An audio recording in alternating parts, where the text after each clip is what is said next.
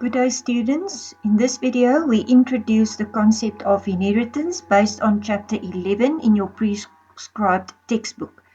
If you look at page 410, the first paragraph, 11.1, explains the purpose of inheritance. The second paragraph specifically indicates that the reason why we implement inheritance is to be able to reuse software.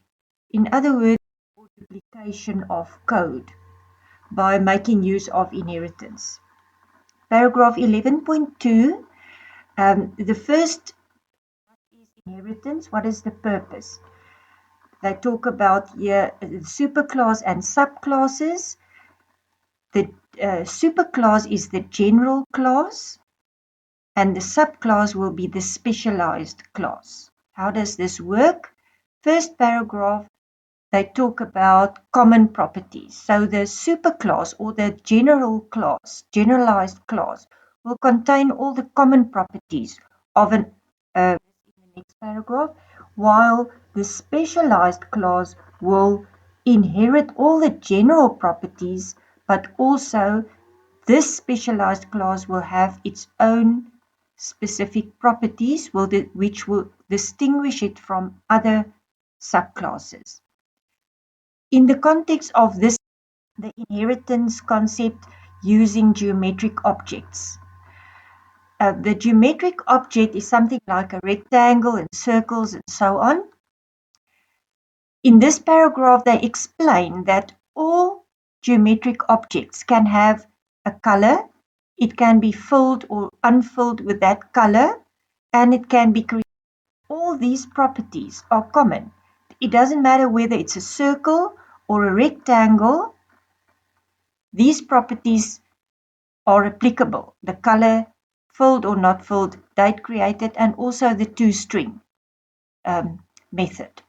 So these properties and methods to deal with these properties will all be part of your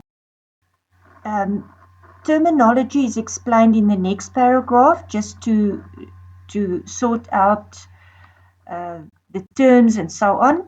A subclass and a superclass we already know about. A superclass is sometimes in some textbooks also called parent class or a base. The key is that it contains common properties.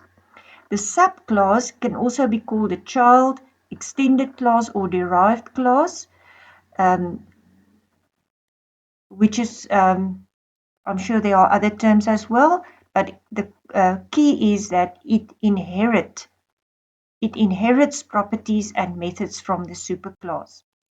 A subclass, it says here, the subclass inherits access and methods from its superclass. But it may also add its own new unique data fields and methods that it requires.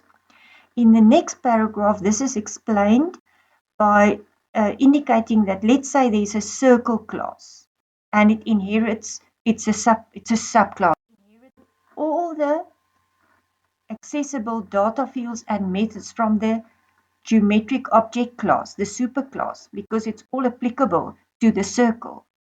But in addition, it has a new field radius, and it has associated getters and setters, as well as other methods like get area, get parameter, get diameter, and so on.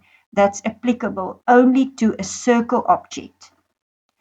It inherits all the accessible and applicable data fields. Everything that you coded in your geometric object class, the superclass, can be inherited. And then it has its own unique specialized data fields, width and height, and the associated methods such as getters and setters, get area, get parameter. So that's the main idea. You put your common methods and data fields in a superclass, data fields and methods in the subclasses. In the UML diagram, class diagram, it can be represented in the following way in this specific example. The geometric object class that you see there on page 411 at the negative signs here indicate that those data fields are all private. You declare them as private. So your subclasses won't get hold of it because it's private, it's not accessible. But in your methods, you will make sure that there are getters for those data fields. So you can get hold of the content of those data fields using the getters.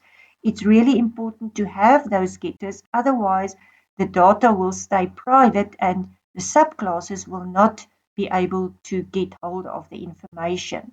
So it's important to have getters to enable subclasses to inherit or to subclass. For instance, here you have your unique data field that's only relevant to a circle, for example.